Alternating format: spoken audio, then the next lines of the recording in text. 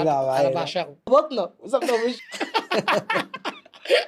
كده عبد الرحمن رجع انا معايا ده بعشقه وانا والله والله العظيم العظيم بقى دمه انا خفيف بصراحه دمه خفيف قوي. طب احكي لي بقى قوي. كده كابتن رضا كان بيعمل ايه معاكم في طنطا؟ التمرين يعني اي حاجه، التمرين، الماتش، المحاضره، ده محاضره ايه؟ هو كان بيكلمنا في حاجه مفيش محاضره والله، بيقول امال التشكيل يقول بيقول لك لكم ايه، ايه؟ يلا اتكلوا على الله. الراجل ده فشخ مدربين مصر كلهم، ما ويجيب ما كده ده ويعمل كده ويروح هنا ده ما ده اللي بيموت. انت عارف تمرينه كان ايه؟ يجي من القاهره قسما بالله يسخننا 5 دقايق، يعمل فرقتين، فرقه تسخن 5 دقايق والفرقه دي تسخن 5 دقايق، تقسيمه ربع ساعه، يلا شكرا خلاص. كل يوم على الحل ده. يوم اما تعبنا قوي جرينا 3 لفات فتح خط وخلاص كده انتوا محملين. هو يفضل قاعد بيشرب بالعصير بره يعني مفيش مره عمل لكم تمرين تكتيك، قام زعق اتعصب العب يا ابني اوفر اقسم عدل؟ بالله ما عمل اي حاجه ولا حتى تمرين الشوط.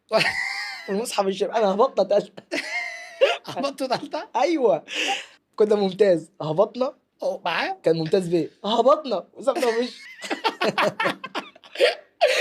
انت عارف ان هو بيقعد يقول انا لو مسكت الزمالك اه هعمل وهطير الباكات وهطير وهيطير نفسه. مش هو قال لك مش هو قال لك كل المدربين هجاصين وانا اول هجاص فيهم. ده حقيقه والله العظيم.